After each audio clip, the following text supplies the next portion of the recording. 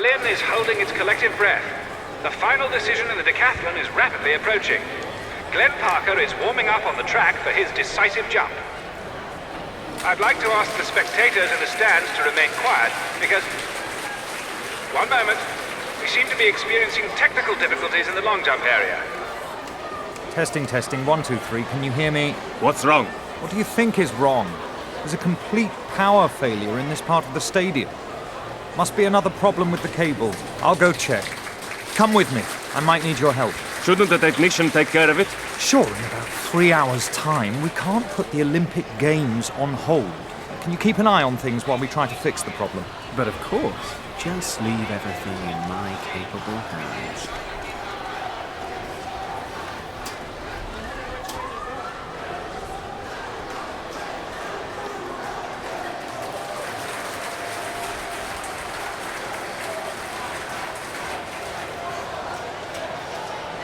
I've just been told that we're doing everything possible to fix the problem. Thank you for your patience. I'm sure the long jump contest will resume shortly.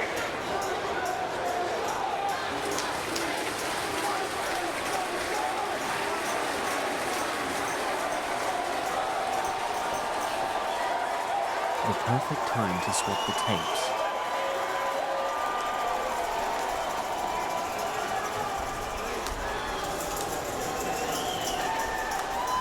Ladies and gentlemen, our technical problems have been solved. The judges are returning to their seats, and we can continue. The big question, though, is will the interruption have put Glenn Parker off his stride? I see that he's returning to his starting position.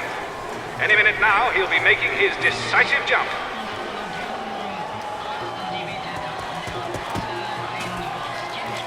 The jump is valid, but was it far enough? From here, it doesn't seem like he came anywhere near Erwin Huber. But what do the measurements say? 7:35. 7 meters and 35 centimeters. 7 meters and 35 centimeters! That puts him just behind Erwin Huber in this final event, but it's just enough for Glenn Parker of Great Britain to take the gold medal! His lead may have been minuscule, but that's a minor detail. Glenn Parker has won the 1936 Olympic decathlon. Erwin Huber will have to be satisfied with silver, and Lauri Askela of Finland has earned bronze. And that, ladies and gentlemen, marks the end of this year's decathlon. I hope history will forgive me. I mean, I may have betrayed the centuries-old Olympic spirit and cheated a man out of his gold medal. But come on. I am here saving the world, so I'll finally be able to get into the museum. Countess von Hagenhild had better be there with what I need. Glenn had better have a spare dinner jacket as well.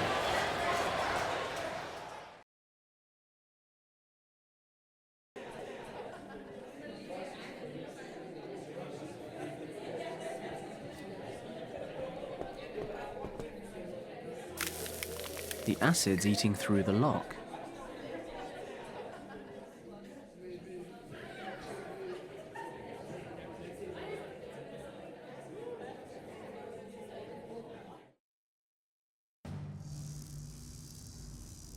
I have been searching these exhibits for over 3 hours. Where's the Piriris map? As I told you, Countess, most of your research material was moved to Wewelsburg Castle last week. I am personally affronted that you would exploit my absence in this way. You will regret this, Schauberger.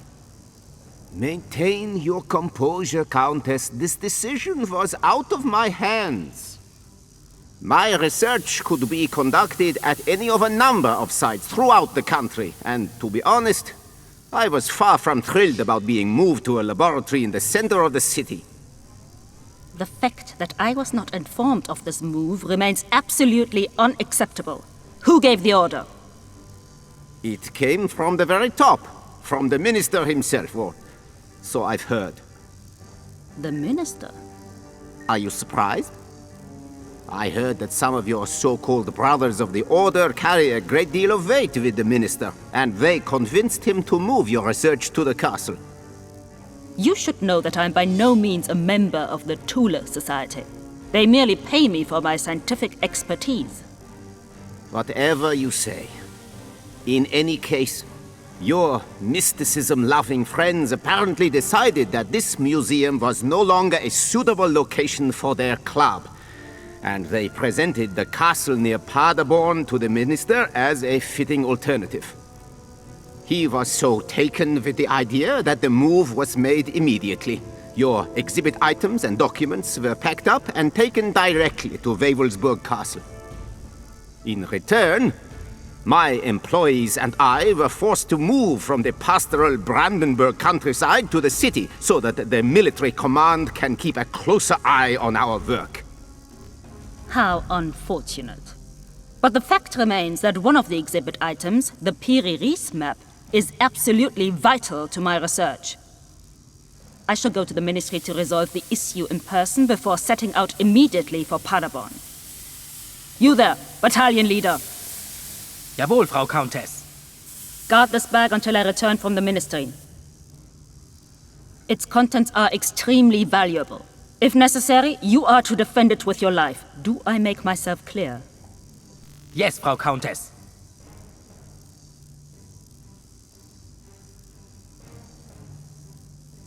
That's got to be the Eye of the Dragon. Sounds like the Piri-Reis map, however, is now in some castle near Paderborn. Countess von Hagenhild is gone. We can begin the test. All displays check out. Let's get started. Please set the power to the lowest level. We don't want things flying around the room.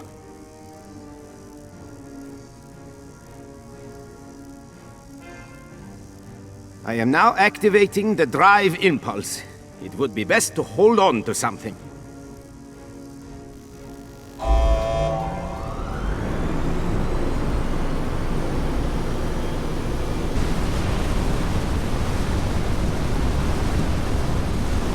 So far, so good. Please cut the power supply now.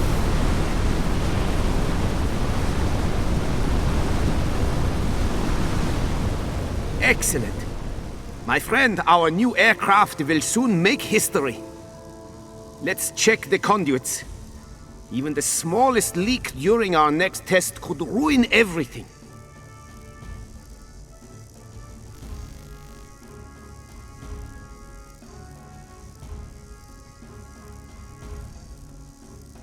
Okay, this is my chance.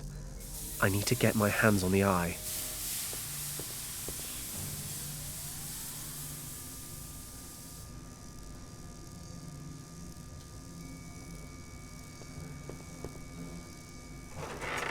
Damn, the handle was loose.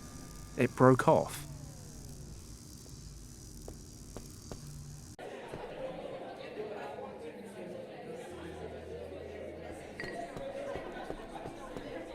I'll shove the handle between the lid and the frame of the display case, give it a little jerk, and...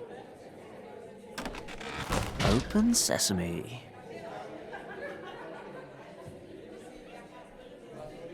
I'll just borrow a piton from the mountain climbing equipment.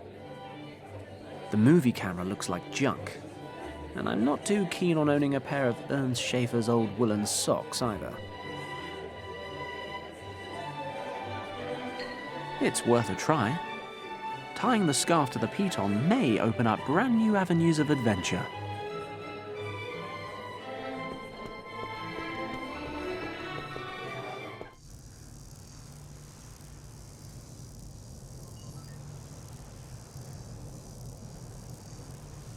It won't reach the lever on the console. I'd better not climb down. I'll be seen for sure.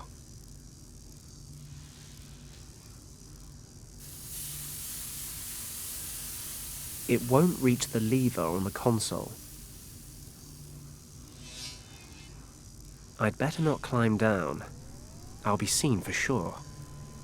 I'd better not climb down. I'll be seen for sure. I'd better not climb down. Sturdy.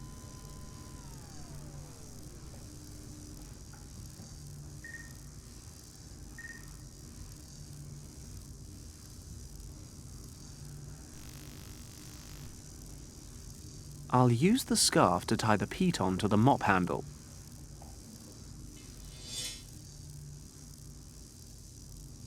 If I'm careful, I should be able to use this to move the lever upwards without anyone noticing.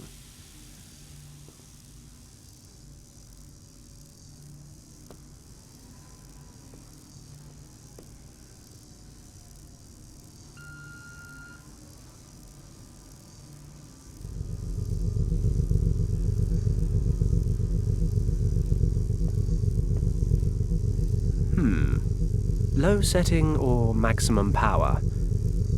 I think I'm more a maximum power kind of guy.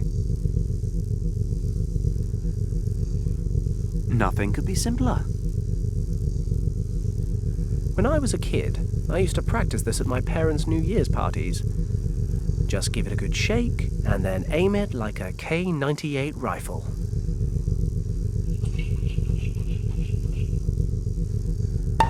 What's happening? Hold on to something! What's going on out there? You know, sometimes I can be really mean. Is the urge to laugh maniacally a bad sign?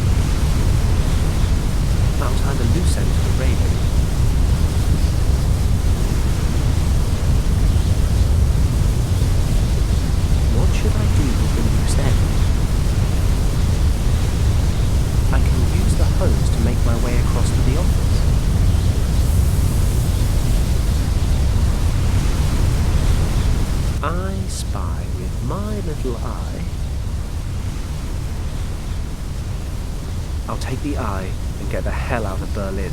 I can use the fire hose again to get back into the museum. Then I'll have to travel to this Wavelsberg castle. Without the Piri Reis map, the Eye of the Dragon is worthless. The map's the only way to find the second key to the gate to Shambhala.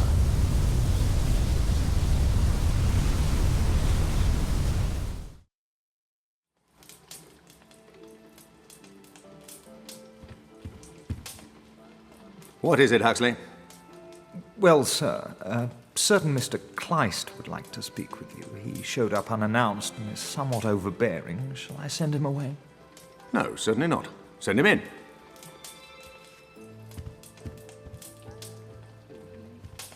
You may stay seated, Governor. I have no wish to take up too much of your valuable time. Then what is it I can do for you? You have already done something for me. No additional soldiers were sent to Tibet. Those were your conditions? Indeed. But it seems that perhaps I need to explain those conditions a little more clearly. There was to be no interference from your side at all. I don't understand. Paddock, was it really necessary to set your dog on us? Does your son mean so little to you, Governor? You promised to give me some sign that he's still alive. All in good time. Pray instead that we can eliminate Paddock quickly. And I'm warning you for the last time. Stay out of this. Have a pleasant evening, sir.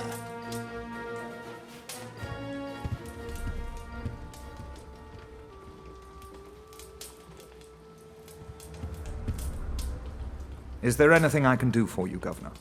I severely doubt it, Huxley. Pardon me for asking, sir, but who was that gentleman?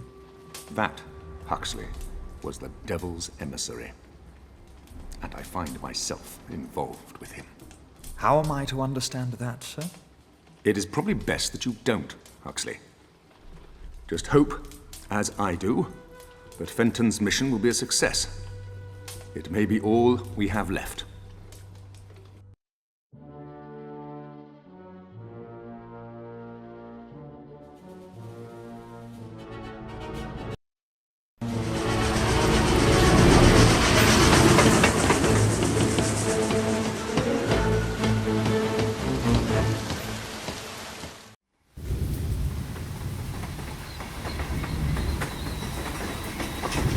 Ah, what a very pleasant journey.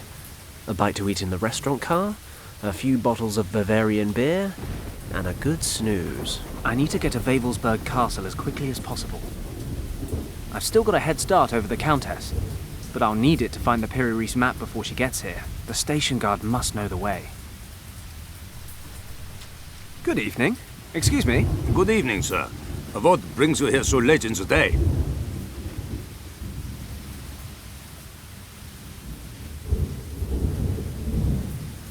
I'm a tourist, and rather than go to the Olympic Games or visit one of Germany's many outstanding cities with their bars and restaurants and women, I decided to visit the famous Wewelsburg Castle instead. I'm beginning to wonder why, but I'm stuck here now. Do you know the quickest way to get there? I'm very sorry, sir. Wewelsburg Castle is closed to visitors right now. You're kidding. No, you're really not, are you? I've endured quite a ride just to come see this bloody thing. Oh, what a shame. But the castle has been under military control for some weeks now, sir. All of the access routes have been sealed off, and the guards are patrolling the castle surroundings. Why exactly is that? I find it better not to ask. Besides, I was only posted to this station a month ago. This is stupid. What do I do now? Well, you are not the first person to drop by wanting to visit the castle in the last couple of days. I'd advise you to wait for the next train. There's one going to Paderborn in 2 hours. I'm afraid there's not much you can do here to kill the time. The station building is closed due to renovations, hence why I am standing outside in this awful weather. You could, of course, take a walk to Brünn. It's not far away. There's a road leading directly into town from this crossroad. The guest house at the market should be open. You could warm up a bit and wait for the train there. You know, I think I'll just enjoy some fresh air after the long train journey, even if it is raining cats and dogs. Is it okay if I wait here? Of course, sir. Thanks. Damn, now what? The castle's right there. There's got to be another way in.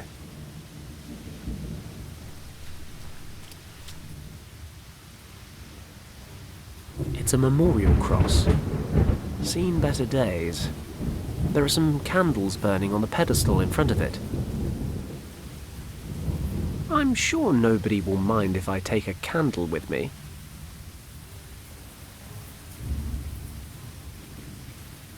The station guard won't be happy if I remove his firefighting equipment. I need a coin.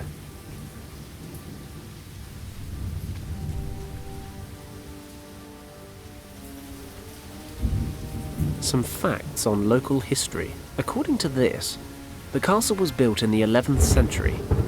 The text refers to many renovations and extensions, as well as changes in ownership. Hang on a minute.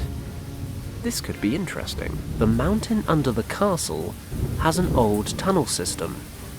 Ore was mined there from the 18th century onwards. The lords of the castle used the passages of the mines as a hiding place or escape route during times of siege. However, the tunnels were closed down just before the war. That means there was once a connection between the mine and the castle.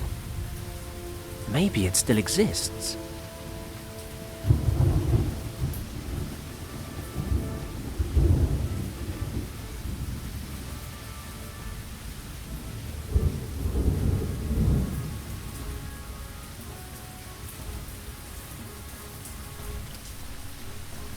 No idea.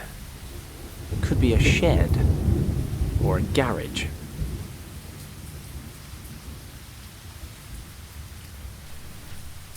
That's a handcar. They use it to travel up and down the tracks to change signals and whatnot. Must be a hard job. At least it looks like a downhill start.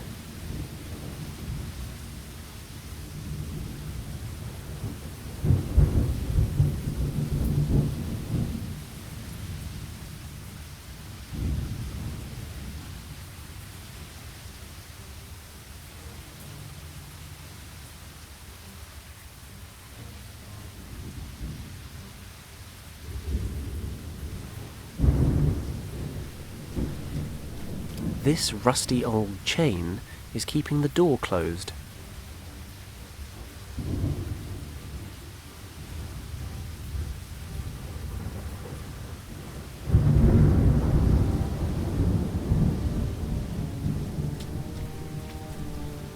The candle flame should burn through the rope. The guard'll have a fit when he sees the handcar roll past the platform. It would be kind of wicked to do it for no reason.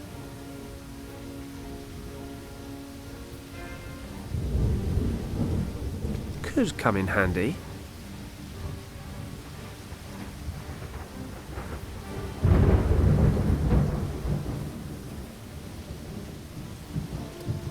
The candle flame should burn through the rope. The guard'll have a fit when he sees the handcar roll past the platform. It would be kind of wicked to do it for no reason.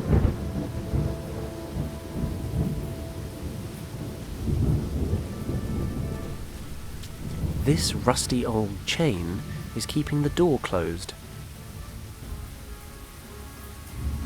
An axe.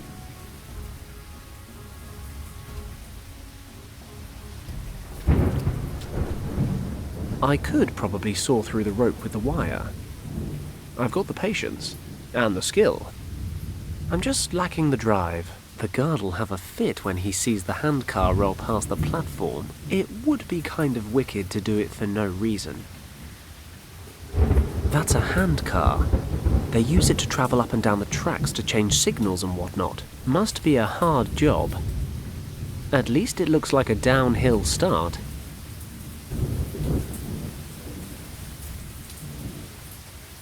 I don't envy him at all.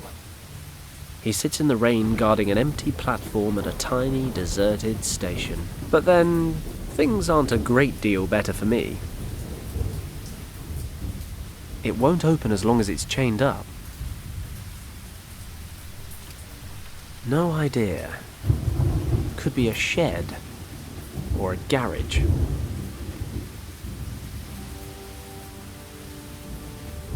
I don't envy him at all, but then he can't help me at the moment.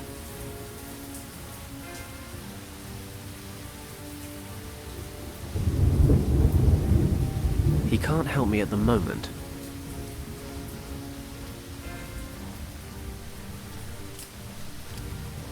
I could probably saw through the rope. The guard'll have a fit when he's... It would be kind of wicked to do it for no...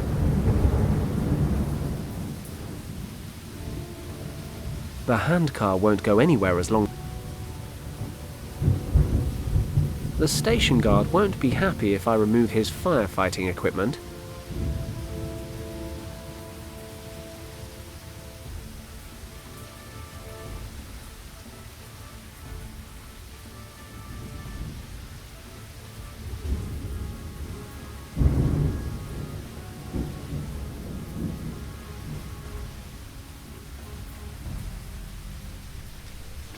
I'll try and scratch the moss away.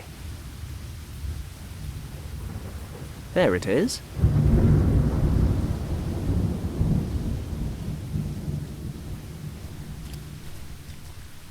I could probably saw through the rope with the wire.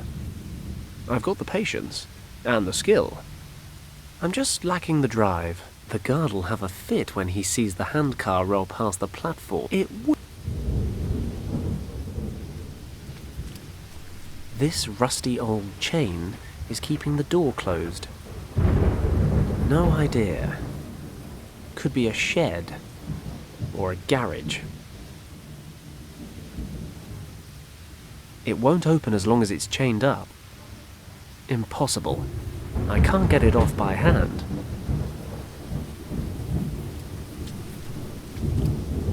It's tied tight.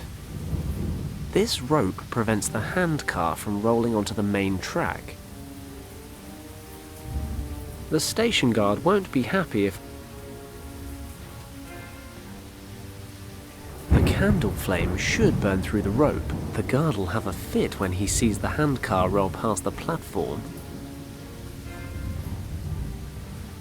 That's a handcar. Must be a... The handcar won't go anywhere as long as it's...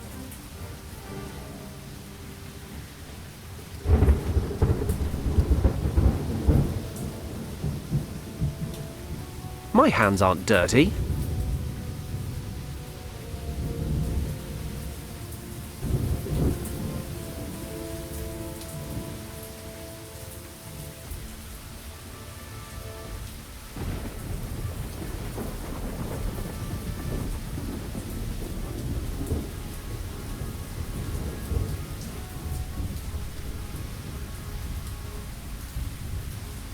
Some facts on local history. According to this, the castle was built... Hang on a minute.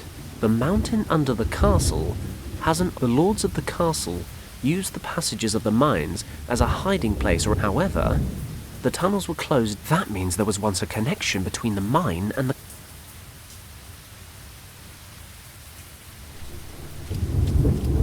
Two tools crossed. A hammer and a pickaxe. This is either a mine or the Center for Dyslexic Soviets.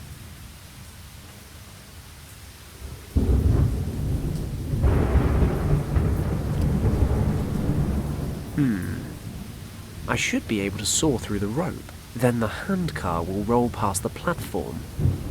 That should keep the guard occupied for a moment or two. Then I'll have some peace and quiet to find the entrance to the mine. Let's go.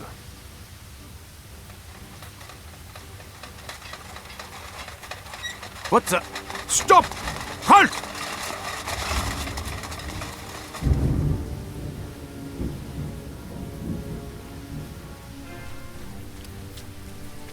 As long as no one complains, do what you like.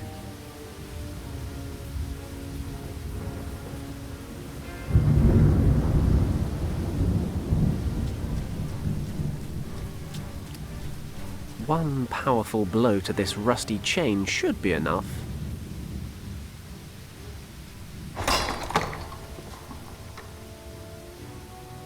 It's pitch black in there. What if the candle goes out?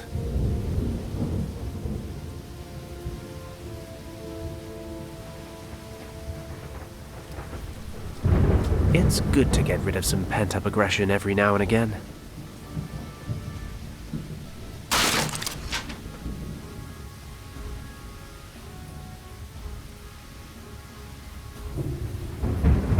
I'll put the candle in the lantern.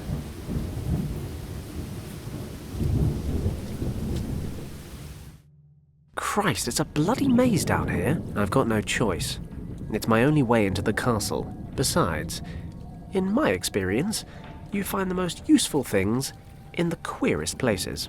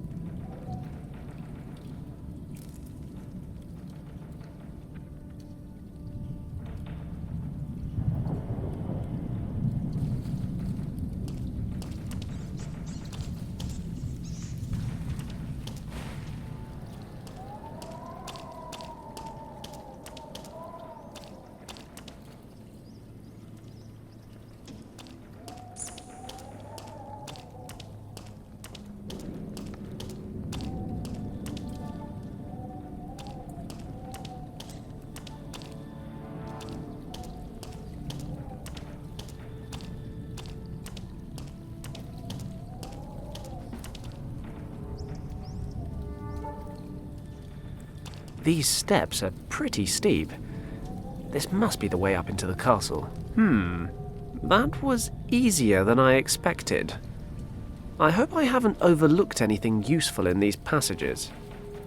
I think I've ended up in the castle. I never thought this would actually work. Lucky there's no one here. This is some kind of workshop. I suppose it'd be too much to ask to climb out of the mines and run straight into the map. Well, exploring never gets boring. That is what they say, isn't it?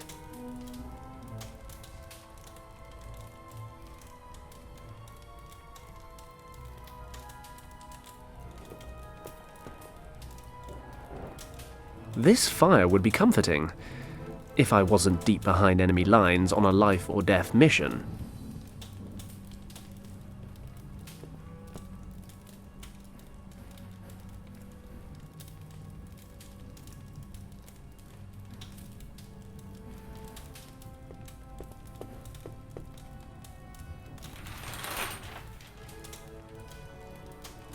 I always wanted one of these old-style nutcrackers.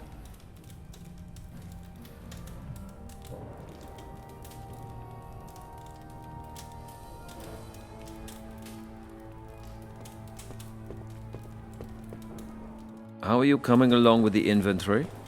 Nearly finished, Herr Feldwebel. I still need to catalogue the objects from Berlin. Okay, but it is essential that we finish the inventory today. The remaining exhibits will be arriving from Berlin tomorrow. Jawohl, Herr Feldwebel. Did he say inventory? Maybe it says where the Piri Reis map is stored. If only I could get a look over his shoulder.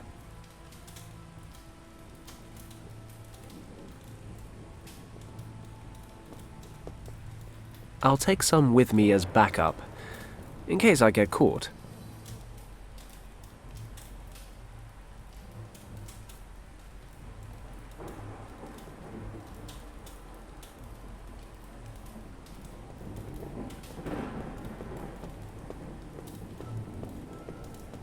Well, it's not Argali, but it'll do.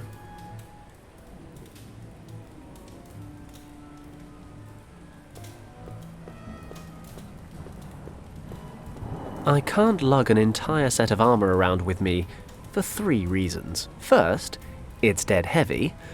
Second, it'll make me look silly. And third, this is supposed to be a stealth mission. I'll just take the gauntlets, because they're cool.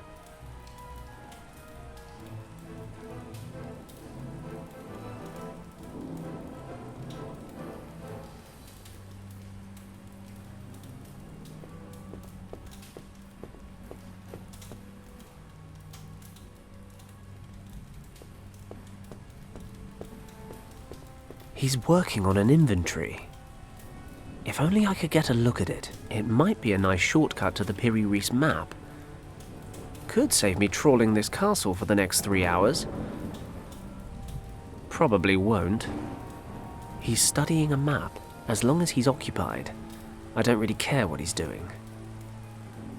Mirrors like that reflect light onto the desk they're positioned over. Not much use to him after sunset, but it might let me get a look at those documents if I wasn't so far away.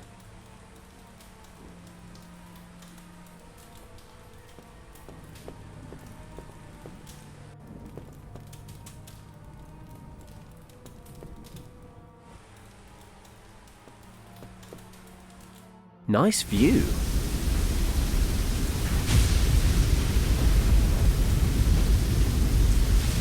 Nazis. I hate these guys. Nazis. I hate these guys. I can see a few houses down there. That must be the village of Buren the guy at the station mentioned. It's too dark and I'm too far away to make out any details. I see trees. The telescope's pointing toward the forest, and I can't turn it. It seems to have rusted.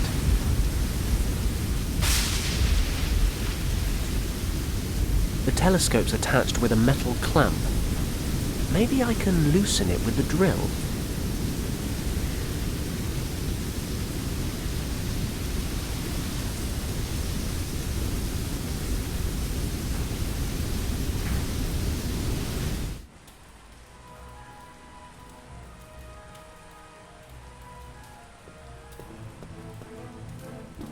It's working. I can make out the documents large as life, but... damn it. They're back to front because of the mirror. I can't read it like this.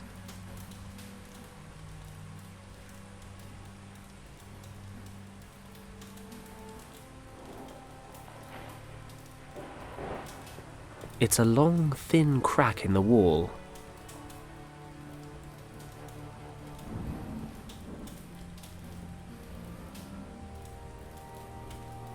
A huge crack, though by no means a crevasse. Thank God.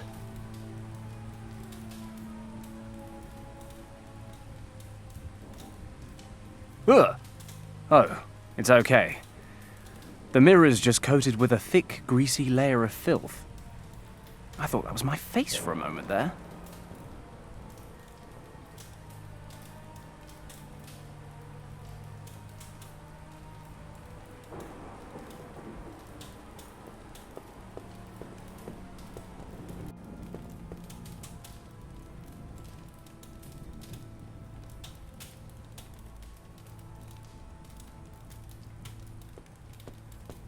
Of course.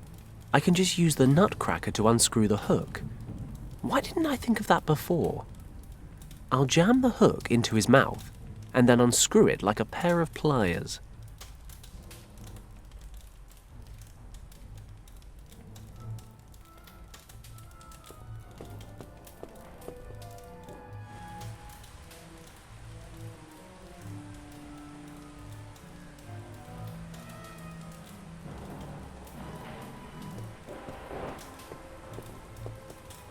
I'll screw the hook into the crack.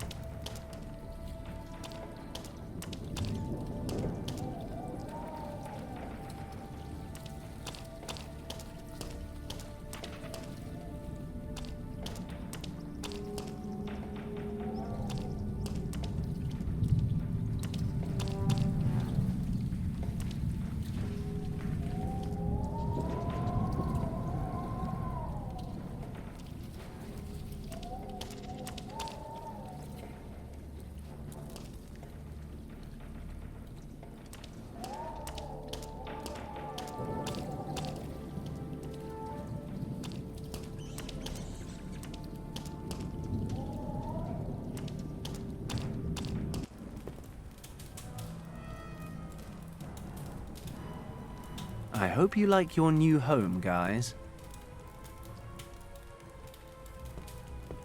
Sorry guys, but sacrifice is just an intrinsic part of war. That was quick. They've melted down like butter.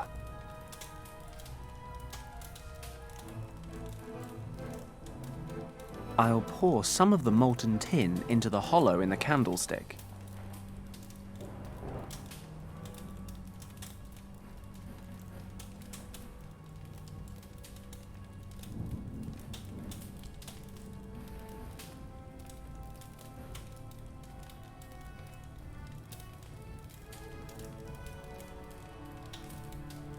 Don't ask me how I did it, but I've bored out the solidified tin. It's now a lovely round shape. Almost like a coin, you might say. I think I know how to get to the station, and I've seen all there is to see in the mine. I'll take the quick route.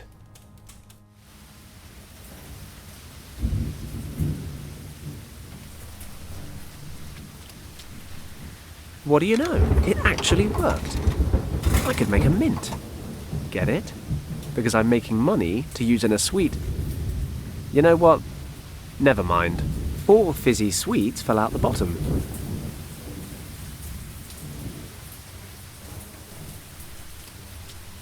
I'll pour some water into the pot.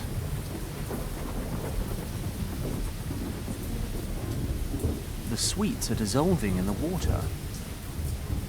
I've soaked the pelt with lemon water.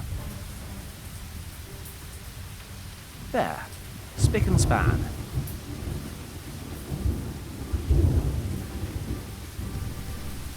I think I know the route pretty well now. Nothing interesting left in the mine. I'll head straight up to the castle.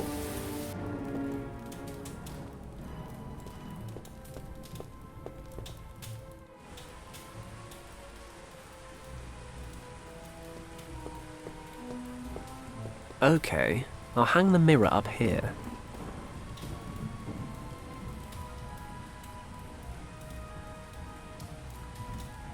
Praise be the laws of optics.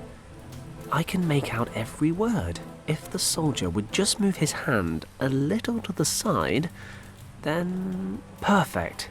There it is. Exhibit 104C. The Piri Reis map, stored in the crypt in the North Tower. The problem with answers is they always give rise to new questions. Where the devil is the North Tower? I'll take it down again. I'll unscrew the hook.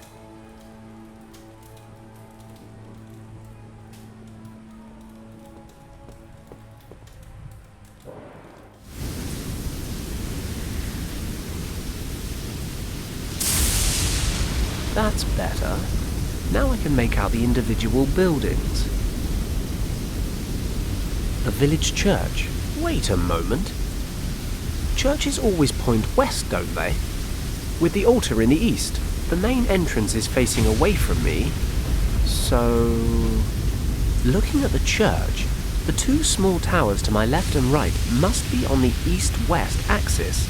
So the north tower must be on the other side of the castle. But how am I supposed to get all the way over there?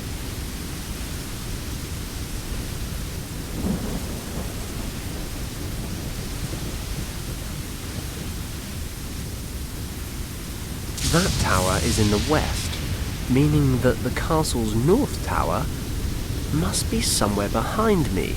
Unfortunately, I can't see it from here. That tower is in the east, meaning that the north tower must be somewhere behind me. Unfortunately, I can't see it from here.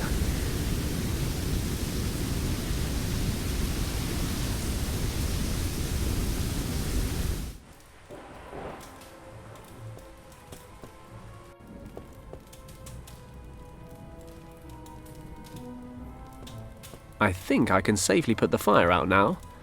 I'll just throw the skin over. Great, the fire's out, though it now smells like a wild pig's marital sty in here.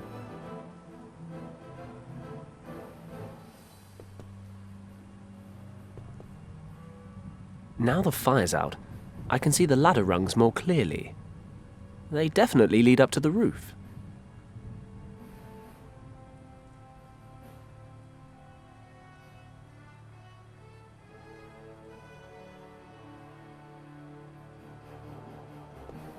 The gloves should protect me from the heat, climbing up the chimney to steal people's treasured possessions.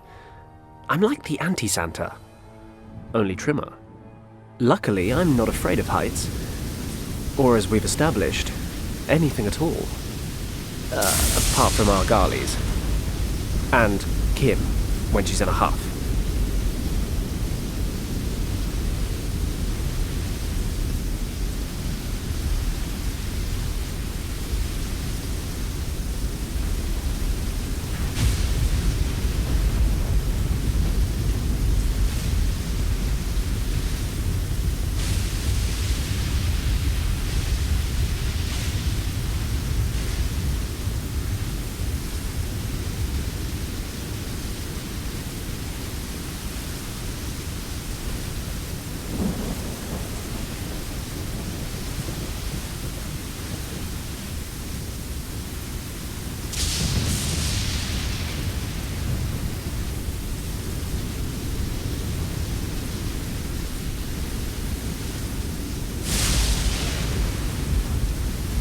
I'll try to get in through one of the windows.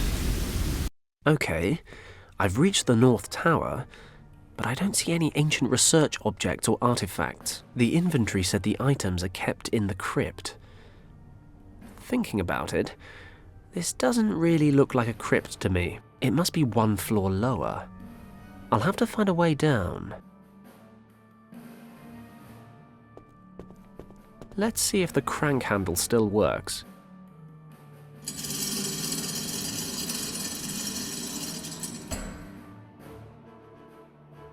It's damn heavy. I ought to use the crank if I want to get it back up.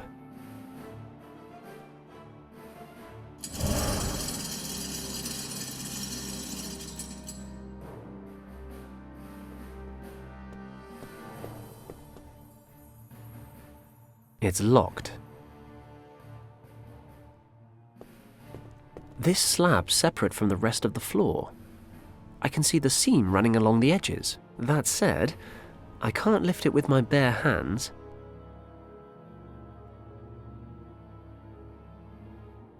Let's attack this thing.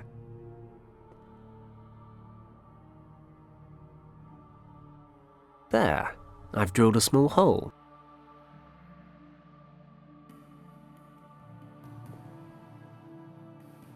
I've screwed the hook into the drill hole. It's lodged pretty tight.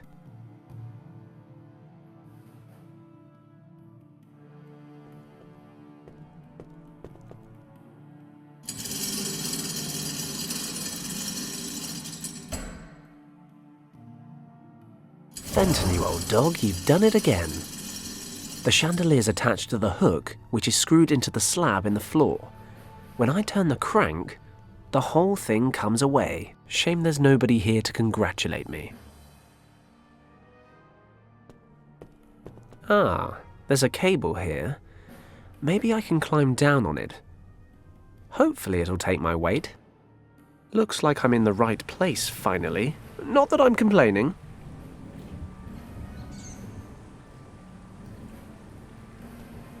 The documents are under lock and key behind a thick sheet of glass. There's a sort of dossier on this podium. I'll just skim it quickly. It outlines the Tula Society's central objectives. According to this, the Society was founded in the early 1920s with the aim of restoring the knowledge of lost civilizations for its own use. The Tula Society's influence extends into the highest echelons of the German Reich. This gives them complete carte blanche on their activities. They can do whatever the hell they like. Seems they launched a project codenamed Vril under the direction of our old friend, Countess von Hagenhild. The focus of this project is the search for Shambhala. The Tula Society believes that a vast store of ancient knowledge is being hoarded there. The source of morphogenetic fields. Morphogenetic fields? Never heard of them. But then it does ring true with what Professor Hayes was talking about, a store of ancient knowledge. If I remember the professor's description correctly, the hunters and herders of Shambhala suddenly developed into a flourishing and highly advanced society. Hayes reckons some sort of mysterious energy was responsible for the tribe's development. Is that what they mean by morphogenetic fields?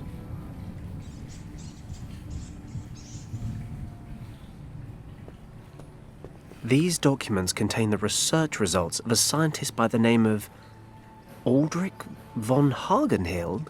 Must be some relative of the Countess. Von Hagenhild spent his time searching for the world soul.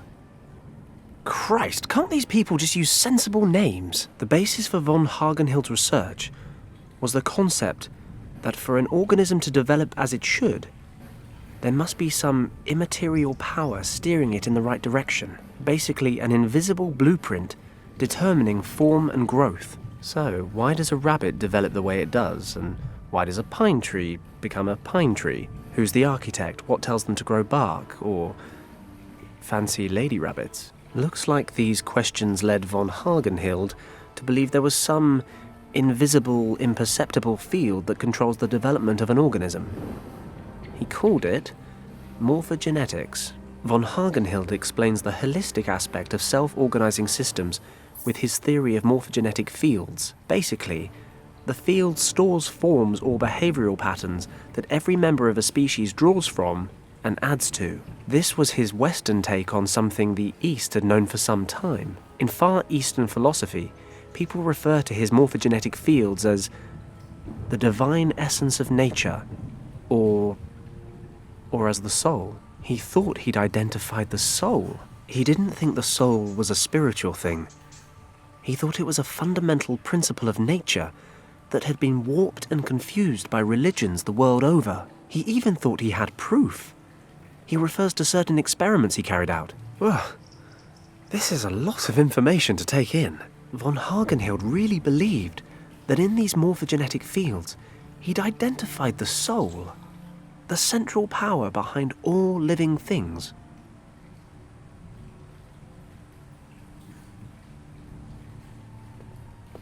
These documents refer to several experiments which are supposed to prove the existence of morphogenetic fields. Von Hagenhild wanted to prove that every species obtains its entire being, its form, its instincts, from these fields, like some kind of collective memory. These inherited memories control not just the form, but also the behavior, the capabilities, and the knowledge of the relevant species. He called it a group soul. Experiment number 1. The rat experiment. The experiment investigated the capability of rats to find their way through a maze. At the beginning of the experiment, the rats needed 165 attempts before they could get through the maze without a mistake. But a few rat generations later, the number of attempts had dropped to 20. Conclusion. The first batch of rats learned how to navigate the maze, and this instinct was somehow added to the rat's group soul. When later rats navigated the maze, they somehow had access to this ancestral memory, even if the rats weren't directly related. Experiment number 2. The ape experiment. 2 ape colonies of the same species were isolated and observed on 2 small islands in the Indian Ocean. Von Hagenhild's team taught the apes on one island a few new behavioral patterns. The other colony was left undisturbed and uninfluenced, so while the apes on the first island are learning how to open tins and the like, the others are eating bananas. Several months later, the apes on the undisturbed island began displaying these new skills, even though they'd never come into contact with the other colony. Von Hagenhild's conclusion: all members of a species are connected by morphogenetic fields. They share a subconscious collective memory. He thought this theory could explain a lot. Animals' sense for impending danger, telepathy, sixth sense in humans. Von Hagenhild also concludes that members of a group can learn something new at a far quicker pace when the vast majority of members of that same group have already acquired the knowledge. These fields are basically stores of information that are effective across space, and in rare cases even time. Von Hagenhild presumes this would go some way towards explaining premonitions. Human beings sporadically accessing morphogenetic fields from varying points in the future. It all sounds very far-fetched, but then it does explain a lot. Supposing morphogenetic fields really exist, they'd be the answer to problems science has been trying to solve for centuries. And if all these fields add up, if there's some kind of central repository of all this information, Christ! It'd basically be the scientific definition of God. I'm beginning to understand why the Tula Society's quite so interested. And if there's even the slightest chance it's all true, why they need to be stopped.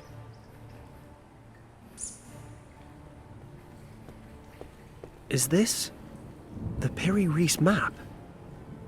It's hand-drawn, ancient. There are some notes next to it. Finally, von Hagenhild became convinced that there must be a type of definitive field from which all other fields are derived. All manifestations have an origin. He tried to back this up with historical evidence. A world soul, for instance, had been proposed by Plato over 2,000 years ago. But what really convinced him was the discovery of an old, mysterious map of the world, drawn by the Ottoman general Piri Reis. I knew it! It's the map! Let's see. Further on in the text, von Hagenhild discovered that the general had drawn up the map in the 16th century, using sources which were thousands of years old. But how could they have known at that time what the world looked like? He He posed the theory that a civilization had existed then, which possessed extraordinary knowledge and skill. He discovered a marking on the map, which was written in an unfamiliar language. Research in Far Eastern libraries revealed it was a long-forgotten Tibetan script. Once translated, it claimed the marking indicated the source of all knowledge, the center of the morphogenetic fields.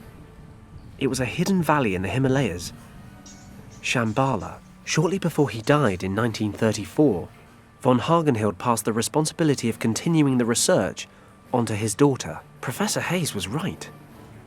About everything. The Tula Society arrived at the exact same conclusion as he did. They were just one step ahead. Lucky I'm one step more. Richard used the first key to pass through the gate in that secret room in the monastery. I just need to find the second. The Nazis can't enter Shambhala without it, and as it happens, I have the eye, and I have the map. I just need to use them to find the location of the second key. My last hope of finding Richard is based on an ancient legend. Great. It's time to cross everything I've got.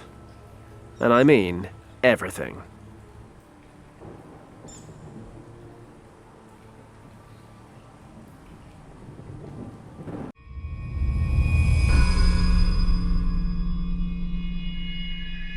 Fingers crossed.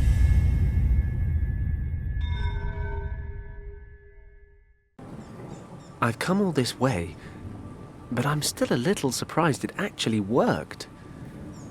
The Piri Reis map really is the map of the Guardians of Shambhala. Or at least it was drawn to their specifications. So Professor Hayes was also right in thinking the priests of Shambhala took the second key artifact to India and hid it in a temple there. And now I know exactly where to look. On the Kathiawar Peninsula, just north of Bombay. Thinking about it, I actually know the commander of the British regiment in Rajkot. If the old drunkard hasn't been transferred for disciplinary reasons again, I'm sure he'll lend me a hand. Or at least a decent bottle. Then I'll just have to find the temple and get hold of the key artifact. What could be simpler?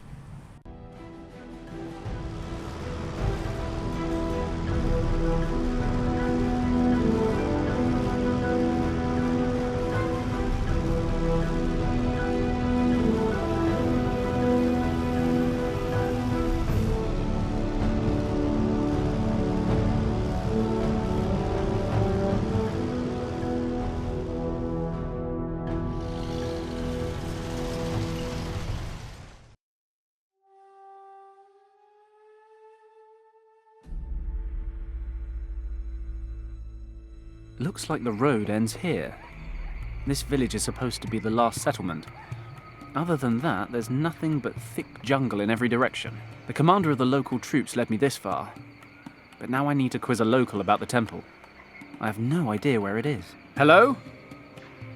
Hello? Jesus, where is everyone? Looks like this place was abandoned pretty recently. Hello?